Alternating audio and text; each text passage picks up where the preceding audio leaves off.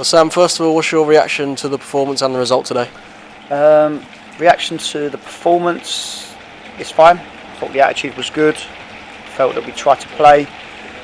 I felt that it's a good learning curve, and as B team, we want games that are as close to men's football as possible.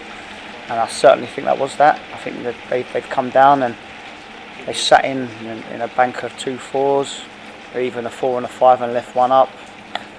Made it difficult for us. Hit us on the counter attack. Went direct at times, which is in academy B team football you don't always get. So as a learning curve for the boys, I think it was a great game. But yeah, disappointing result. Never want to lose, particularly at home. They've come down to us and done a job on us really. So frustrating because I don't think we should have lost at 0-0. We had some fantastic chances which we have to put away. And in men's football, you don't get a second opportunity, and that's what proved today. So hopefully it's a good learning curve for the boys. Just a case of them perhaps being more clinical, because like you said, there were chances there. Exactly. Yeah. As a coach or Neil as a manager, we work every day in the training ground to get ourselves in these positions.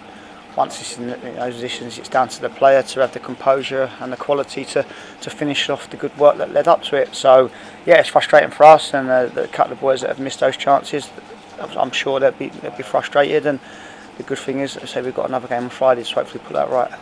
And the second goal, an unfortunate error, but I guess it kind of gave them the opportunity to sit back and just hit us on the counter. Played into their hands.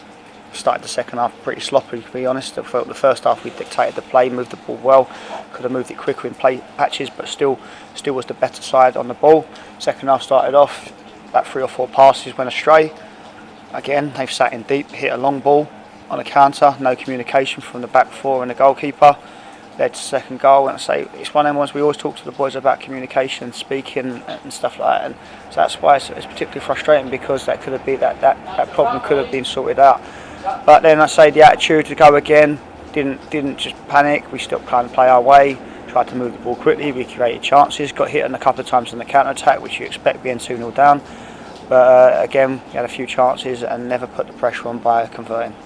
Important for some of those first team boys to get minutes under their belt as well. I think you could tell that they probably needed a few minutes, which is good for them and good for us.